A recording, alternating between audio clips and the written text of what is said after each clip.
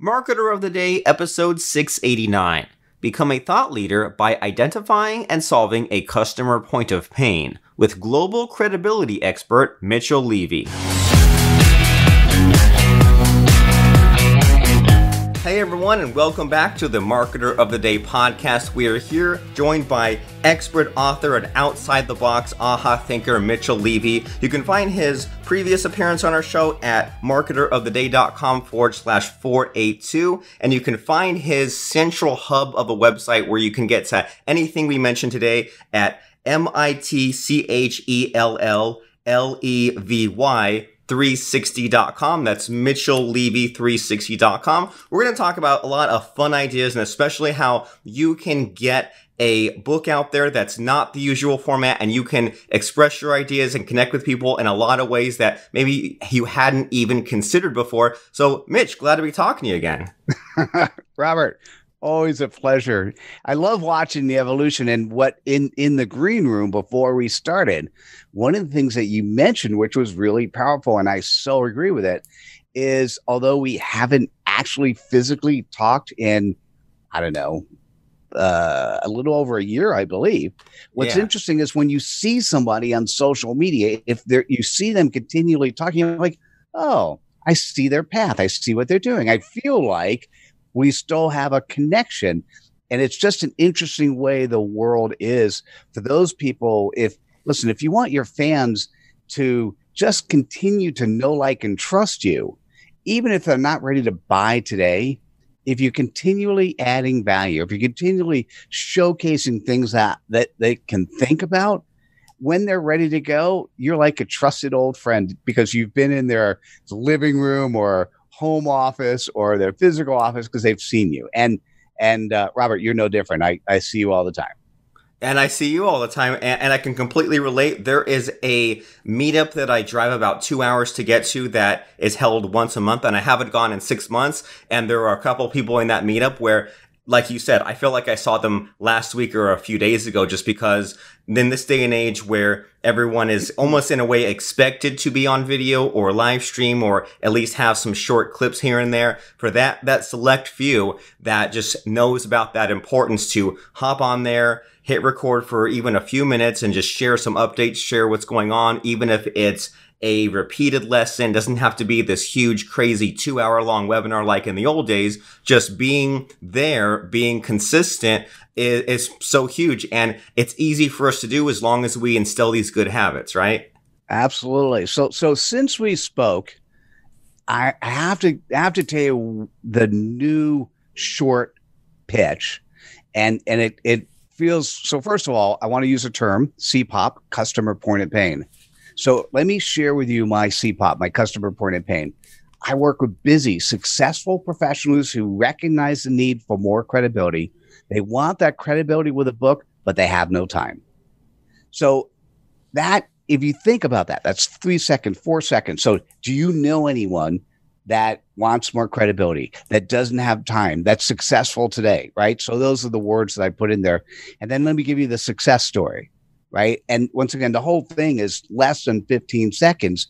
And so this is what we do. What I ask you to imagine, if this is you, or more importantly, if you have a friend who needs credibility, who doesn't have time because they're so busy at what they do, what I ask you to imagine is 4 months from today, we have ghostwritten, published, distributed, made you an Amazon best-selling author, and you've spent between 5 to 10 hours. So awesome. Then I'll encapsulate it with, that's exactly, by the way, I encapsulate it with, we press the easy button.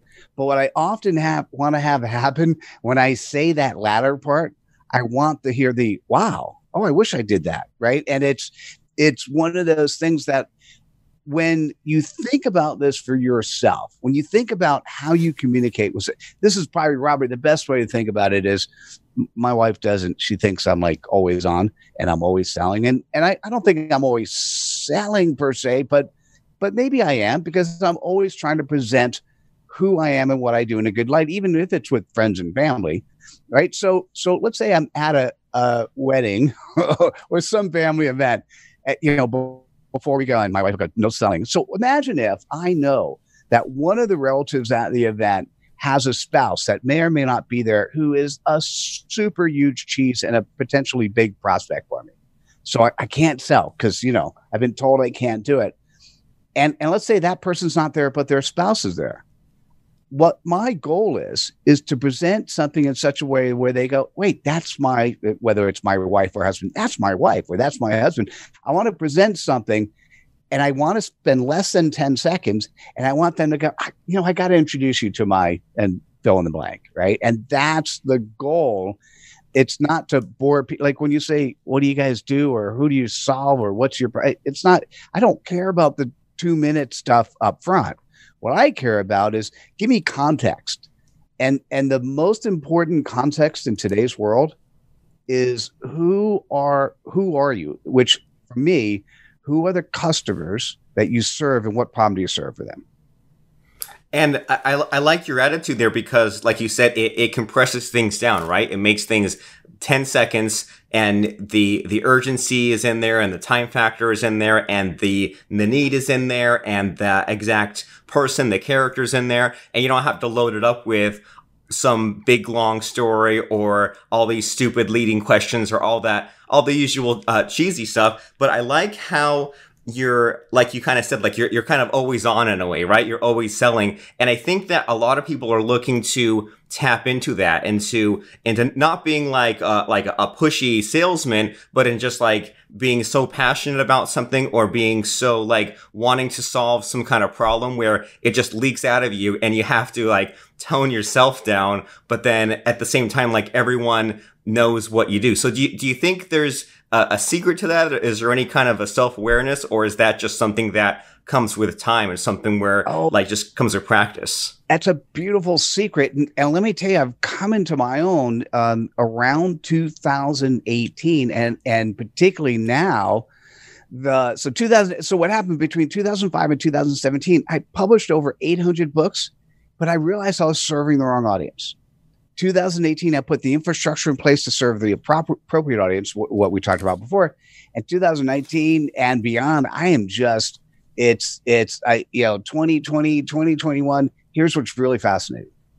If you find what you love doing and you can demonstrate clear and articulated value, the more you narrow in on the focus of what you do, what's shocking, and by the way, for me as a generalist who likes to do tons of things, the more I narrowed what I did, the higher prices I could charge and the more people who walk in the door. And so what I want to say is the most important thing is find what you're passionate about and make sure there's an audience that's willing to pay for you to share your passion. And so right now, where I'm spending a lot of energy, I'm a global credibility expert. That's the new title that I'm working with. And we're actually doing 500 interviews, 100% focused on people's credibility. Robert, I'd love to have you back on one of my shows. I'd love to do it. I'll give you a URL for people who want to go to. I'm inviting selective people, but if you think you want to be on my show, which is Thought Leader Life, it's a 10-minute interview. It is very structured. When you sign up, I'm going to send you a video on how I actually am going to interview you. So essentially how to prepare. So if you go to it's aha.pub, AHA.pub/credibility interview, you can sign up directly to be part of this. And what's fascinating is as I'm interviewed, so I'm now statistically significant. So I'm early enough in the game. We're at 32, 33. When you hit 30, that's when you can actually make observations. So I'm going to make some observations. And what's really interesting to me is when I now see somebody and they share with me their credibility, because the particular focus of this show is very straightforward. Who are you? And more importantly, what is your CPOP? What is the customer point of pain? And we just focus on that. And it's a 10-minute segment focused on the guests where they get to talk about who they are. And it's absolutely beautiful. So one of the observations, and this is a negative observation. So if you actually do either of these two things, please stop, because it is the opposite of being credible. It is uncredible. Here are two things. So I had a day, and we'll just say a standard interview day on a Tuesday. Typically, I end up with 3 to 20 Zoom calls a day. This particular day, I had about 20 calls. 7 of them were this specific format of interview. Of the 7 people, 2 people came late. Okay, so I have to say, if you're going to be on a show, whether it's a radio show, a video show, going in the studio, you can't be late to a meeting, right? It just doesn't, it's not appropriate. I've been on 180 shows in the last 18 months. I'm always 5 to 10 minutes early. Okay, here's the second thing that happened. 3 people were not ready to talk about themselves. 3 people, right? How can you not be ready? Well, when I said to them, what is your CPOP? What's your customer point of pain? Oh, I didn't watch the video. So, okay, so you go to a meeting where I'm going to expose you to a lot of people and you didn't prepare. Okay, that's not credible either, right? Or they couldn't do it in 5 or 10 seconds, or they had 2 or 3 and they couldn't choose, right? So for me, what's interesting is having the conversation with them to try to focus them and rescheduling. I'm okay with that, right? Because they just weren't ready to present themselves. But let's assume that those numbers hold, because we're now at a statistical significance. Let me tell you the state of the world. Now, a small sample size. So let's assume this doesn't count yet. But here's the state of the world. 30% of people come to meetings late. I'm telling you, if you're going to come to a meeting to try to sell me something and you're late, you will not close the deal. Okay, let's just be clear. Come late to one of a meeting where you're selling me, you're not going to close. And 43% of people were not prepared to actually talk about the most important product that they were selling, which was them. So no wonder so many businesses fail. So here, listen, you want to be credible? Come on time. Come on time means a couple minutes early.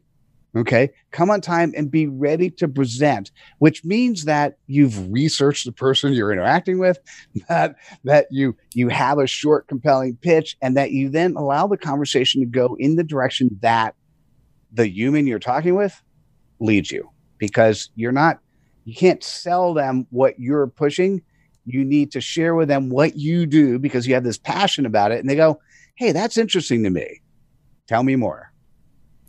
And there is a little bit of I don't know if you call it like the Ouija board, but it's like when there's the way that each person is probably expecting in some fashion the conversation to go a certain way. And then you have these 2 people clashing and it just goes off in weird, unexpected, but fun directions. And you're so right that we need to be ready to go with the flow and have a little bit of the improvisation and unexpectedness. But so what I'm hearing from you is that we can just set ourselves up for success by doing some of these simple things, be prepared and come early. And then when I'm hearing about your thought process here is that you are a people person, you see the value in people. And to be honest, since I've been on video chat here, this kind of relates to what we were talking about earlier. It's helped me just to remember to show up, right? Because it's easy to flake or be late or reschedule just a regular phone call. I used to do these interviews on just over Skype. And now that we're on video chat and we're real people face to face, it's harder to let that slide, right? You want to take it more seriously if it's a real person. And then I'm also getting a lot from your thought process is you're very procedure oriented. You like having the form, the software to make sure that the trains run on time, and that you're also big on observing those test results afterwards to say, okay, I've done 32 interviews and now there's enough where now I'm statistically significant. I'll say, what are the factors I'm looking at, or how are things going? And you know what, just as a little side note, you're a software guy. You say that the bottleneck or the problem is that people register and they fill out this form, but they don't watch a video. I mean, you're a software guy. You can see if they watched the video, right? They can see if they played it X number of seconds or got to this timestamp in the video. Maybe that's something to go back and improve the procedure, right? It's a great question and a great observation. And I think there's part of me that says, could I fix the process so they automatically get it and they automatically understand it? And at the end of the day, because the way you and I do interviews, we don't necessarily have it at a specific point of time in which the audience is specifically waiting for that to happen and they're upset if that doesn't happen. So because we don't do that, what's fascinating is if somebody is talking with me and they're not prepared and we say, and we agree together, let's punt, we'll just reschedule.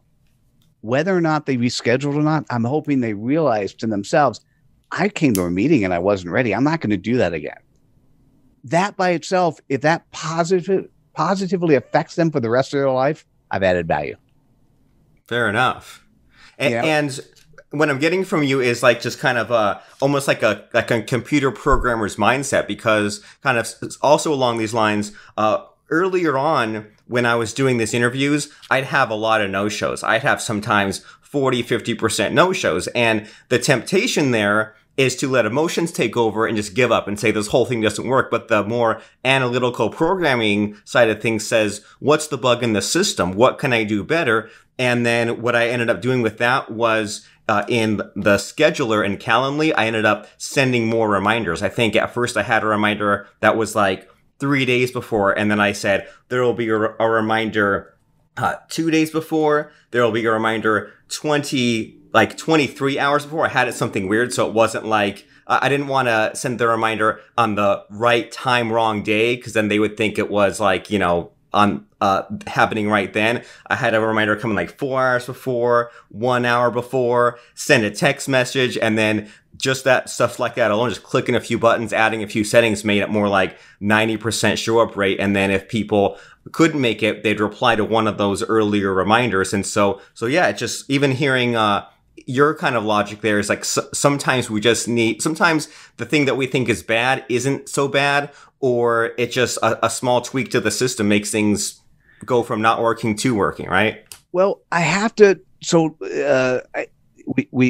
I'll finish with this one last thought process since you mentioned a computer mindset. So so I'm not young. I got a couple gray hairs. I'm not old either, but what's interesting is my undergraduate degree was stochastic and deterministic models of operational research. Now, when I was taking this program in the way back, I'm thinking, God, I'm never going to use this stuff. I use it all the time. And I want to give you my special, how I go through life that just makes everything so simple. And if you draw on a piece of paper, just put a box. So just draw on a piece of paper, a box, and just call it the black box. And then you have a line going into the box. It's called input. And you have a line going out of the box. It's called output. So what you want to describe is, so ignore the black. What happens is everyone gets so caught up in what the black box is. So you want to describe what you want as your input and output.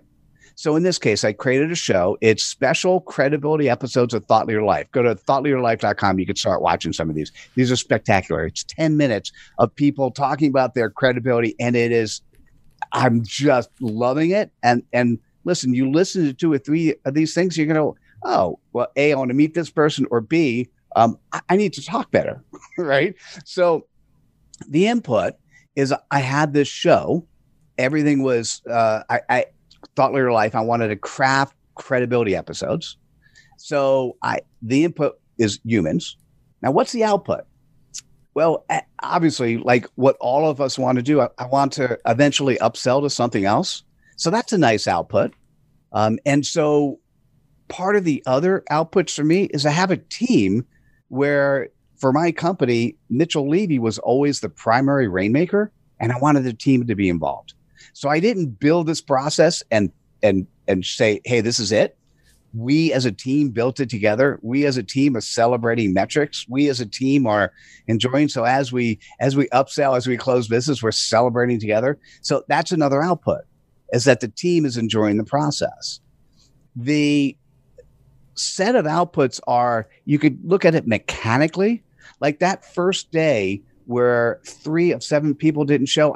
For a moment, I was upset because I'm thinking, man, how am I going to get to 500? I need to produce this content. And then I realized that the output doesn't actually have to be the show itself.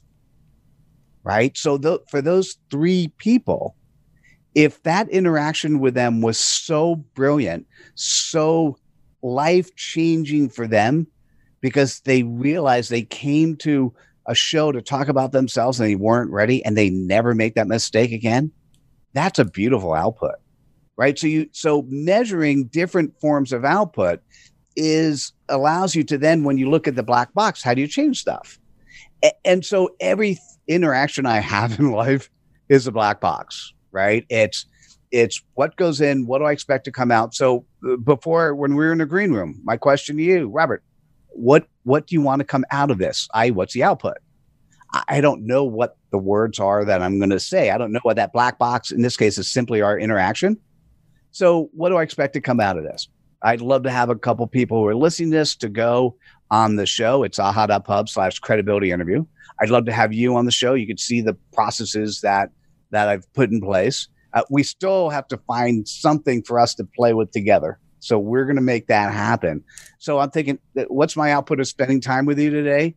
It's those elements. And so before I go to a meetup group, before I talk to anyone, before I start my day, like, what is my expected? It's not so granular that I'm saying, no, I didn't miss my output. It's just, what's the overarching goal of today? And I'm just going to tell you that from the credibility episodes, from what we're doing there, when you start watching it and you start seeing the mega outputs, it is a beautiful, I'm going to tell you one more thing. You're going to love this. There's an output that I didn't expect when I first crafted the episodes. So I was originally expecting just to have good content for people to watch and have people come to my destination, whatever that is, whether it's, because what we're doing is we have a physical location. We do all the appropriate stuff. So we have a physical website, we have iTunes, we have YouTube, a SlideShare, LinkedIn. What I hadn't realized, and then I repurposed some of that content to a podcast, and then the podcast goes on all the particular stations that, for my podcast, I'm taking 3 episodes and combining them together. So now I have 30 minutes where 3 people are talking. So that's kind of cool.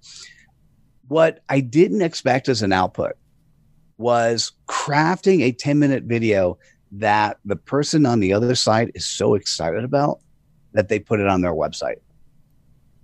That's now so I'm restructuring my initial video on how to prepare to let them know that if we do a good job, because it's all about the guest. So if we do a good job, we're creating something you put on your website.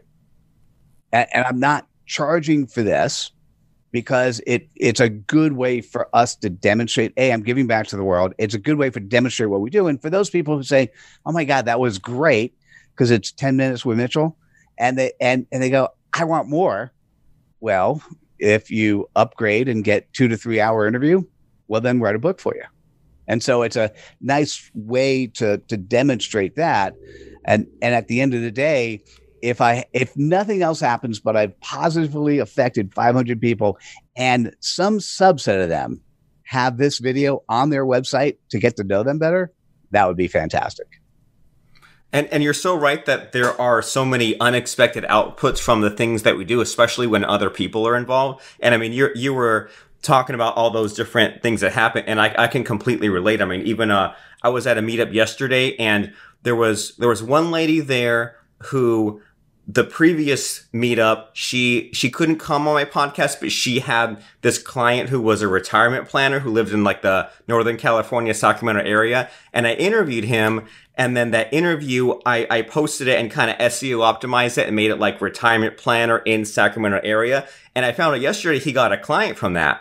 And so it benefited him. And then it benefited me in the unexpected way of, I was in this room of people where they were all hesitating to be on podcasts or be on my podcast. And because that lady whose client had been on my podcast, and I never met him in person, he wasn't even at the meetup, but just there was 4 different unexpected outcomes. And even things like when I have someone on the show, I tweet out the episode and put it in the Twitter rotation and plug it forever. And even as you were explaining stuff like that, it had a light bulb go off in my head that I need to go and get my graphics person. Robert, you had an aha moment go off in your head, not a light bulb, but okay. Okay, got to stay on brand. Yes, aha, not a light bulb. Screw whoever the light bulb guy is. It was a light bulb that was disguised as it's an aha moment. But okay, sorry. But yeah, and so it made me realize like I need to have someone listen to some of these past episodes for quotations and then make Twitter graphics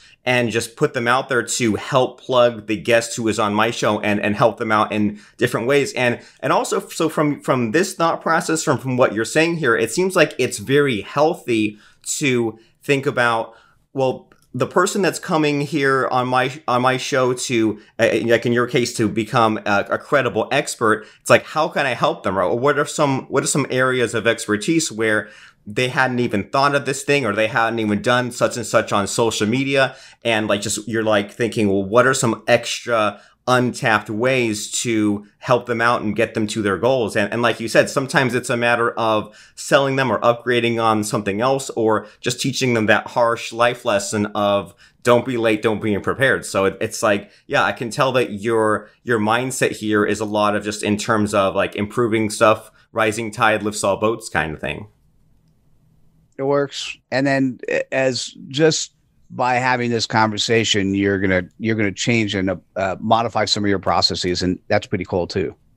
Yeah. And just something that's been on my do list for a while is just to go back and look at some of those processes, right? Like, even like you were saying, you have that website where you can get to all those different areas. And sometimes it's easy for us to throw a simple website on there and keep blogging or keep adding the podcast episodes. But sometimes we need to go back and revisit and smooth out the rough edges, right? And so like something that's been on my to-do list for a while is to make a page on my site saying, if you want to be a guest on the show, here are some things you need to know. Here's like a dedicated page for that, or a page where if you're having Robert Plank on your show, here are some of those materials, right? Here's my contact information. Here's my bio again. Here's some possible topics, like just, and it doesn't take that much work. Just, it seems like a little bit of thoughtfulness and just circling back to and revisiting things. And that relates to another conversation we had in that green room of being in business involves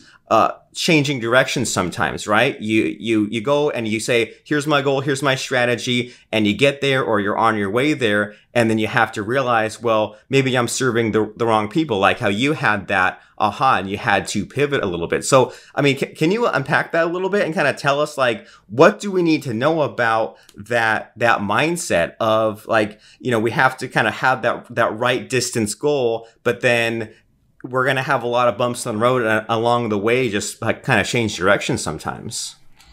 So I'm being cognizant of time because we hit our end point. So I'll share this, but so if you go back to what was said earlier in understanding, if you truly are doing what you're excited about, you're doing your passion, right? So if you love what you do, and you do it all the time, you're no longer working. And if you're making money for it, that's even better, right? So that's what you want to do. You want to find what you do that you make money for and is fun. Now, what you have to recognize in life, and this is true for everything, is you got to recognize that the most important element is the journey, not the destination. Right? If I give you any one hint whatsoever, what often happens is people say, I want to get a college degree, or I want to work at this company, or I want to write my book, or I want to, and just fill in the blank. And along the way, they're handed all these presents, and they don't see the presents because all they're focused on is getting to the destination. And what I'll say, if you keep your mind open, you're getting aha moments, you're getting presents every single day. And you got to pay attention to them because any one of them could be something. So just for the hint, for the person who's just so busy, they don't know what to do. In Silicon Valley, what we often say is keep a parking lot list. So what you can imagine is, let's say some great ideas come up and you want to do it. So Robert, the two things you want to do how do you be a guest on my show and how can I be a better guest on your show? Those two things, they should be in a parking lot list. And that parking lot list is something that you look at maybe once a week or even worst case once a month. And you go, okay, what task on my parking lot list should I try to cover this month? Right? So why is that called a parking lot list? Is that like every time you're at a parking lot, take it out, look at it? No, it's called a parking lot because what happens is I keep getting phone calls and so we got to wrap up so I can take it. It's an important one. All right. What happens is we have in life we're so interested in what's in front of us.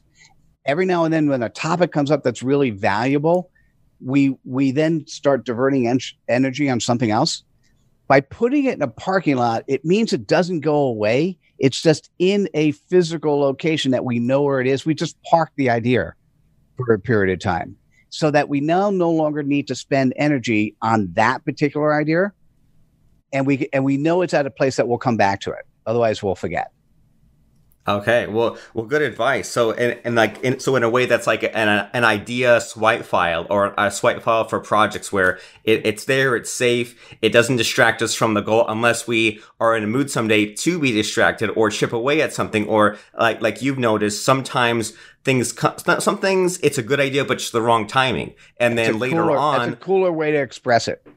Yeah, and sometimes just that opportunity presents itself, or it's like you come across the right person, or whatever happens. So I think that's a really great life lesson in general. Just be prepared for look around, be observant, and be ready for the timing to be right to pursue some of those ideas. And we talked about a lot of fun things today. I love the idea of the black box and thinking in terms of inputs and outputs, that parking lot list, making sure that we pursue things that make money and are fun. And we're going to let you go in a couple minutes here and let you get to that important phone call. But it's very important that people know, once again, where they can book that credibility interview. And then also what's this whole thing about? Like, what's the next step? If people are, like you said at the beginning, busy and they want to get noticed, they want to get recognized, they want to get that reach, that influence, where should they go and what should they be looking at when they go to MitchellLevy360.com? So thank you. Great question. So let me repeat, since we did it at the beginning and some people come in late. Listen, we work with busy, successful professionals who recognize the need for more credibility. They want that credibility with a book, but they don't have time. So if you want to imagine 4 months from whenever we start, 4 months from today, if we're starting today, we have ghostwritten, published, distributed, made you an Amazon best-selling author, and you've spent between 5 to 10 hours. So we actually press the easy button. So when you go to MitchellLevy360.com, if that sounds interesting to you, one of the things you do is you could see a customer testimonial, and you could see, I think it's 5 customers talking about how did they benefit from being part of that. If that is enough to then say, hey, I need to learn more, tell me about my situation, you can specifically go to my calendar and book time on my calendar. And I'm excited to be able to talk to you about your situation to see how it applies. The websites, if you want to see more, the interview itself is at aha.pub, AHA.pub/credibility interview. And one of the things that's going to happen is it's going to point to a video. You could watch the video on how to prepare at aha.pub/credibility prep, right? And so I'm just trying to brand all that together. If you go to, I'll give you one last URL, ahathat.com/author. That's where we have videos on how to write your book, how to customer testimonials. We have a 3-step writing process. So it shows you what you can do if you do it yourself, but more importantly, if we do it for you. Once again, it shows you our prices and how to make stuff happen. So we are very focused on allowing you to establish and demonstrate your credibility through this asset called a book. But we now integrate all other social media as part of the book. And Robert, we're doing the same stuff as you. We also have a anthology version. And so we also work with what we're doing with people who want to be part of an anthology is I'll grab the person who wants to drive the anthology. We have a small upfront initiation fee. And then after that, we split profit 50-50 with that person. And we have software that now makes the ability to both collect money and collect content for an anthology work. So if somebody wants to take a journey, and that journey just happens to be interacting with people and collecting money for an anthology book, we do that too. And I'm happy to talk to you about it. Fantastic. And you're so right that it's important to not go it alone. And it's important to keep in mind that customer problem you're solving and to have that conversation and not just get stuck behind the phone, the tablet, the computer, get out there and actually help real people and have those real conversations. And so the place for those author tools is ahathat.com/author. The, podcast with those discussions is thoughtleaderlife.com. The place to check out those interview details is aha.pub/credibility interview. And if that seems like too many web addresses, that's okay because the hub is mitchell.levy360.com. We always have a lot of fun together, you and me, Mitchell, just kind of spitballing ideas, embracing the randomness, but then also touching on those important life lessons and business lessons that people need to pay attention and focus on because it's so important. Time is limited in more ways than one. You might have that important phone call, or you might just not know how much time is left in your life to be significant and get the word out there. So if you're one of those busy people who would like to get published 4 months from today, have it on Amazon and just get it done. Stop wasting 5-10 years of your life wondering what could have been and make it happen. MitchellLevy360.com is the place to go. And thanks for stopping by and having a lot of fun today, Mitchell. Robert, my pleasure. Let's continue to have fun. And eventually, we're both evolving, but eventually we'll do some project evolving together. It's inevitable. If you're a future podcaster, new podcaster, existing podcaster, or you're looking to make more money with your podcast with less time, you owe it to yourself to check out doneforyoupodcasting.com. We handle any or all of your podcasting needs. Go to doneforyoupodcasting.com right now.